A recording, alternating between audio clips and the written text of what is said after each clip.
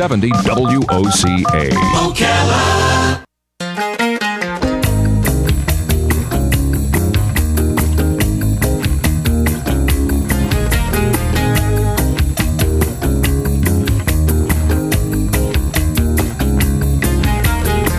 All right, 7 minutes after 11 o'clock. Thank you for tuning in this Wednesday morning. I hope you're doing well. Reverend, some time ago, now I never knew if this was a rumor or if this was actually true, but somebody told me down at the Don Garlitz Museum of Drag Racing that he has a carburetor on display that could get like 100 miles per gallon, and it was like invented like in the 40s or something like that. Oh yeah, by his friend. I remember. Yeah, I remember hearing that, and it was like his friend Red. And the story was that anything that could use gasoline that efficiently was not looked favorably upon by the oil companies because, of course, they want to sell more gasoline. You know, so we have that story, and then there was the solar cell stories, and I don't know if these are true, but it's like we could all be surviving on solar cells. There's this airplane that NASA has or the Pentagon has up in the sky. It's been flying without a pilot for the last 650 days. It was in yesterday's news. Totally fueled by solar cells. But yet we're told they're not efficient enough, and then you hear, well, you're hearing that from the electric companies because they don't want you to have free electricity, so they want you to be dependent on them because it's all about the money. All right, jump to another conversation we had with there was a doctor or medical guy. He wrote a book. He was up in Canada. And he was telling us about all these amazing, simple cures for some diseases like cancer, etc. And the one thing I remember saying to him was, if doctors have that information, why aren't they using it? And then he said, wow, Larry, you don't understand. There's so much money to be made, and blah, blah, blah. And I said, well, wait a minute. There's a lot of doctors out there. I mean, if there is a cure for cancer, let's say, I'll just use that as an example. And it's something as simple as baking soda, which was one of our guests who said that. Yes. Okay, I'm not saying it is. I'm just saying that was one of our guests said. Okay, well, the people who make the money off of the cancer treatments don't want you to use it. And I said to him, wait a minute, every single doctor in the whole country is out for the pocketbook, is out for the bottom line? Mm-hmm. I don't know. It's an interesting thing. The word fibromyalgia, it was a new word to us a few years ago. We were talking to different doctors about what it is, and I still to this day I'm not so sure, other than it's just an overall pain and an achy feeling. We have on the phone a gentleman who has not only dedicated his life to medicine, but he's an awesome author. I think both parts of his brain must work. I think that's what that means, right? When you can be creative and do science and all that. Yes, he's amazing. Dr. Glenn Parris is on the phone. He has a book called The Renaissance of Aspirin. It is not what I thought it was going to be when I started reading it. For some reason, I thought it was going to be like a textbook on aspirin. But there is clearly part of what I just said in my intro that has to do with this. And I'm going to let him tell you, because I don't want to ruin the novel part of this. I don't want to issue any spoilers. Dr. Glenn Parris, you have written a wonderful book with this one. It's called The Renaissance of Aspirin, for those who didn't hear me. Doctor, thank you for being on the air with us today. Thank you so much for inviting me, and good morning to Ocala, Florida. Where are you? Where are you calling from? I'm calling from Atlanta, Georgia. Oh, okay. Well, thank you. Atlanta. Atlanta. What's the Center for Disease Control is up there. That's the center of the medical... They're a little busy in there, and that was also in the book. The book covers a lot of territory, so I'll tell you a little bit about it. Again, I'm a rheumatologist by training, and I have a very busy rheumatology practice. I'm taking a short break right now between patients. But the story is about a cure for fibromyalgia. Now, again, this is a novel. This is not a textbook. This is not a how-to book. This is not an informational book about fibromyalgia. But we know so little about this disease. We know that it causes a great deal of pain. We know that it interrupts healthy sleep. We know that it interrupts normal thinking and concentration. And we know that it really ruins healthy relationships between people, particularly intimate relationships between spouses and between parents and children, between children and their parents, it really is a disruptive force that leaves no footprints. If you have a heart attack, we can get an EKG and some lab tests and indicate where the heart attack was, what the damage was. If you have a pneumonia, we can take an X-ray of the lungs and take some blood samples, and we can determine what's causing it, and we can target or treatment for that. With fibromyalgia, what we know is that it causes great pain. You are more sensitive. You have hyperalgesia or increased sense of pain on contact, things that normally don't cause pain. A simple touch, a hug, a handshake. These don't normally cause pain, but in patients suffering from fibro, it does. It's and I'm not a doctor by any stretch, so I'll just say what I have on my mind, and you can say anything that you think should be said. But people say the same thing about shingles. Yeah. No, shingles is a little different. Shingles is a known virus. It's the same virus as the chickenpox. And for some reason, in some people, it is sequestered for long, long periods of time. It becomes latent, dormant, and it hides usually in nerve tissue. And at some point, usually when the immune system is either exhausted or its lowest ebb or stretched beyond its normal capacity, one gets an outbreak of shingles, which is a limited form of chickenpox. And it lasts usually for a week or two if it's untreated, and it resolves. We have some medicines that help speed that process along, but sometimes the nerve remains irritated even after the lesions have cleared. But we know what causes shingles. That's not a mystery. But now in the story, and for the listeners, we're probably going to go back and forth a little bit between the story in the book, The Renaissance of Aspirin, and the actual medical information that Dr. Parris can give us. But in the story, your protagonist has a more affordable way to treat fibromyalgia, right. and the big pharmaceutical companies, they don't want that, right? Yeah, there's nothing easier to sell than a conspiracy theory. and what's interesting is, I put in some things that are real in my stories because, I've got 25 years of medical experience, and then I put some things that I make up. And I get questions on the real things. On the things that I make up, I don't get a lot of questions. So, it's one of those little... Oh, that's interesting. You do have comic relief in your story, though. You do have that air of comedy, too, which really breaks up the action, but really cements home the true personalities of the characters. Yeah, it's interesting. I try to make my characters very intricate and believable. And often I'm asked if these actually represent real people. And I said, no, real people you'd never believe because they're too complicated. So you have to simplify them a little bit. And if you read my book, you don't get the sense that any of these people are very simple. They really leap off the page. But our protagonist, Anita Thomas, actually has found a gene responsible for fibromyalgia, and she discovers that fibromyalgia actually had a survival advantage at one point in human history, and she figures out what cavemen already knew in terms of fibromyalgia. And what she did was very inexpensive, very simple, and natural. Whereas the pharmaceutical company came up with something very complex, very expensive, and flawed. And wow. Unfortunately, this goes with your segue of keeping secrets from the public for the sake of profit. And greed is really the prime driver of a lot of the evils in this world, I believe. Yeah. So I agree with you. We have so many more questions, and again, this is a two-track because both sides of your brain are working, so we've got to work both sides of ours, I guess. We've got medical questions and questions about the story itself, and I hope I don't confuse the two. I hope I don't start making that mistake. Oh, confusing two is fun. Mix them up. You must have had fun writing this. Doctor, we have to take a little break just to catch up on the weather and a couple of commercials, but we will be back. I want to hear more. Dr. Glenn Parris is our guest. His book is called The Renaissance of Aspirin, and it says here you've been writing as long as you've been practicing medicine, so no wonder you're so good at this. Let me push this button, get this weather started, and we'll be right back. This is The Source, WOCA. The weather is brought to you by myfwc.com. Safe boating is no accident. Clouds and some intervals of sun today. A couple of drenching showers and thunderstorms around this afternoon and this evening. The high today 82 to 86. Partly cloudy overnight, low 69 to 73. For tomorrow, partly sunny with a shower or thunderstorm mainly during the afternoon hours. The high 84 to 88.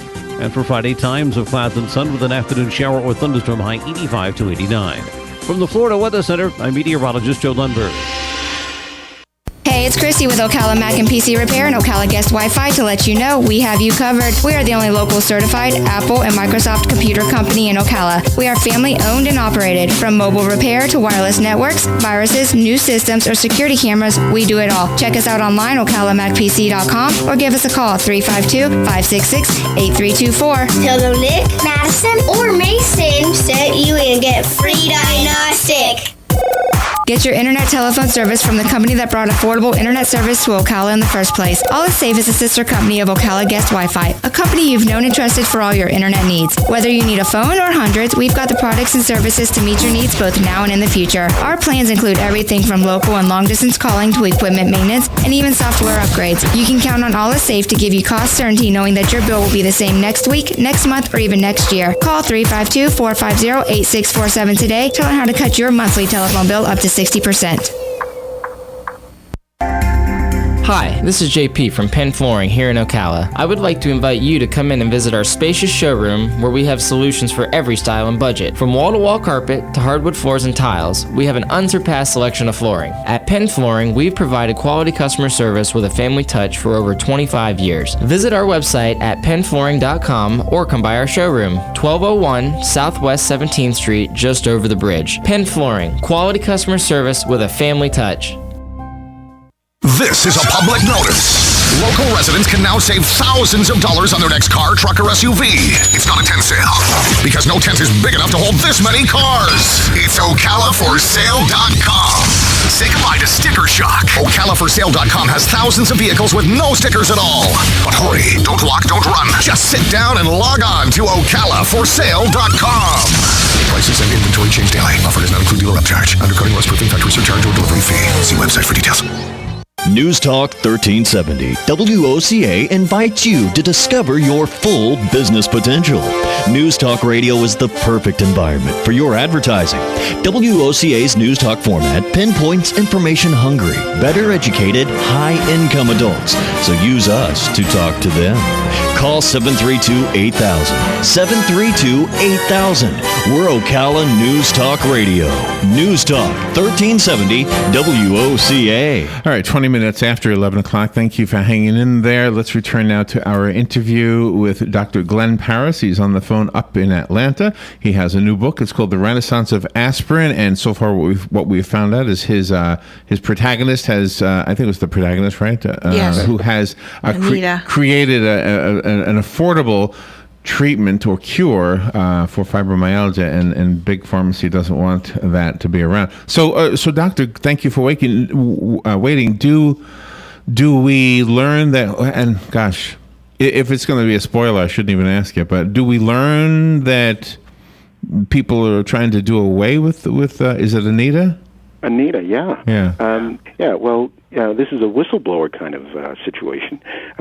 They realize that this is a woman who doesn't play ball if she thinks that something is wrong. In fact, and it's not clearly spelled out in this particular volume, but Anita actually testified against her dad at one point. So they know that they can't coax her into not divulging something that's potentially harmful to the public. So they do what somebody who's standing in the way of billions of dollars might do. They try to get rid of her. Is there a romance also in the book? Oh yeah. She's a knockout. If I do say so myself, I had a blast trying. See, when you're an author, you are God. When you're an author, all these little people in your book, they are yours. But I'm a god in the Greek sense. Put heroes in the way. They do what they want to do, and then you get ticked off at them, and you try to get them. You know how the Greek gods were. So not like the real one. Oh, that's funny. That's funny. When you have your patients that you're helping them with their medical conditions, and then you see some kind of scenarios that you might fit into a novel or maybe even into a white paper to help the medical community. How do you gingerly go along with doing that without exposing the person's identity? Well, you always scrub the information that identifies a person individually. That's the way we do it in research. I do a fair amount of clinical research. So you have the gender, and then you have anything that's pertinent to scientific study. So you want to know their diagnosis, you want to know their symptoms and their signs, their physical signs, lab tests and responses to therapy. So those are the things that you want to know when you're looking at data for large numbers of people. This is the way we've approached many of our diseases. We've made almost miraculous strides in treating rheumatoid arthritis and lupus and gout and many other diseases. Fibromyalgia, we've not had that kind of success with. And we can't even pick out something that we can measure with fibromyalgia. You know, I think sometimes the public gives the medical profession and the pharmaceutical profession a little too much credit that we can come up with the cures for what we do. You know, that's, first of all, you know, doctors are not getting rich. They haven't been getting rich for a very long time. We're not poor by any means. I don't mean to you know, start you know, playing the smallest violin in the world. But you know, nobody is stringing patients along, you know, just to get money out of them. There are some people who do more procedures than they ought to, more for defense than. But that's my own personal opinion. So you know, just, you know, not to be defensive, but it's fun to talk about the benefits of keeping a treatment going as opposed to coming up with a cure or the most economical treatment that you can. The one thing I'm just speculating on is that your readers will know, obviously, that you are a rheumatologist, and it says so on the back of the book, even though you chose not to put your title doctor on the front of the book. But when they know your history and your expertise, they might put 2 and 2 together and come up with 4, and maybe it's not in this case because it sounds like you're saying there is no cure for fibromyalgia, but they might think that there is, and you're just kind of holding it back a little bit. Well, you know, I'll be as honest as I can on that question, and that's actually a very interesting question. Number one, we're just beginning to scratch the surface on fibromyalgia, learning some of the differences between the brain and the body of fibromyalgia patients versus the brain and body of the quote-unquote normal pain-free individual, or those who have chronic pain for another reason. So we're beginning to scratch into that world. That's one thing. But the other thing is the MacGuffin, if you will, the trick that Anita learns in this book. Although it's purely fiction, I made it up. I made it up based on 25 years of experience in treating fibromyalgia patients. This is not something that we've ever explored before, so we've never gone down this path. We've never researched this, so I don't know that it's not true. And it's something that, you know, the more I think about it, you know, I've researched it, and it's not something that has been researched before. So you know, I don't want to get into quackery or junk medicine. Right. But at the same time, this would not be a bad thing to study. You have an Uber villain in your book. I like how you keep with all the, you know, current day jargon and things like that, because that really makes the story more endearing. Uber. With the umlaut over the U. Yes. Over the U. Yeah.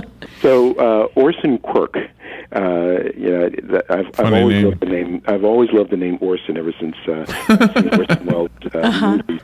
And you know, Quirk just says it all. Yes, but he's a really, really bad guy. I mean, you know, when I use the phrase uber villain, you know, I clearly had you know, the Star Wars series in mind. You know, Darth Vader is bad, but the Emperor is really bad. Right. Yeah. Oh, that's funny. So, do you know this guy is like that bad? There's this story that comes up every April when we're talking about the Titanic, that there was a book written in 1898, I think it was, called like The Wreck of the Titan, and it's a story that is so similar to what happened in April of 1912. 12, I think. Whenever the Titanic sank.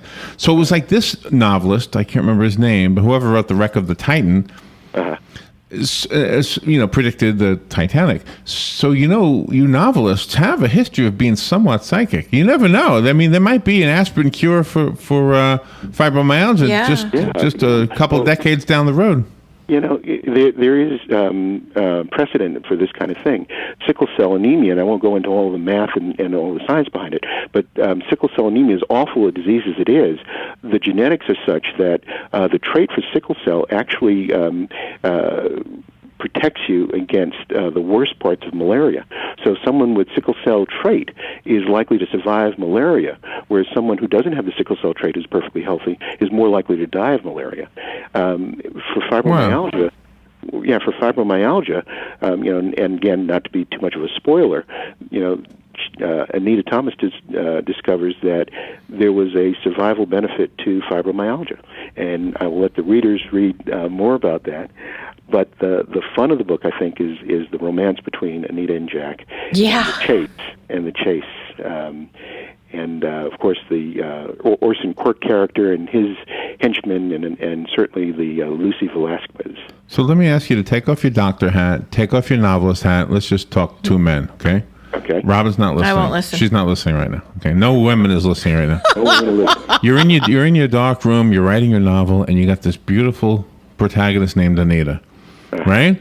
Do you hate getting up from that typewriter or from that computer? Oh, yeah. I'm like for hours. That's funny. My wife actually calls my computer the adult. Oh, no. Oh, no. She calls it the mistress. Yeah. Oh, that's funny. Well, it is such a wonderful story because you've got wonderful scenarios in there. You have great characters. You could be an actor. Look, he's a good-looking guy. Oh, yeah. I just saw He's his hot, picture. ladies. I'm sorry, I didn't mean to interrupt you.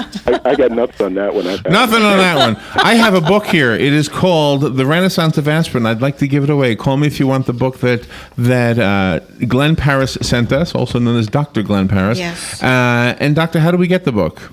You can get the book on Amazon.com, and they'll send it to you in 48 hours. You can get it from Barnes & Nobles and select booksellers in your area. But I also want to make sure that everybody knows that some of the proceeds from the book are going to go to fibromyalgia research and support. It's important to keep fibromyalgia in mind. These folks hurt all the time, and everybody's fighting a battle every day that you know nothing about. And keep that in mind before you judge somebody like that. Absolutely. Well, that's words of wisdom for sure. Well, you were a joy to talk to today. My notes say there's another website called therenaissanceofaspirin.com. Is that correct? Yes, that is. And there's a book trailer that we just shot last month and just got online a week or two ago that is a little teaser for the story. All right. Well, that's excellent. Well, good luck with the book, and please come back again. You're welcome here anytime. Just invite me and I'll come back. If you're ever in Central Florida, we can do it live in the studio with you. Oh, that's great. Great invitation. Thank you, Dr. Glenn Parris. Again, the book, The Renaissance of Aspirin. We'll take a little break, and we'll be right back. Larry, thank you so much for having me.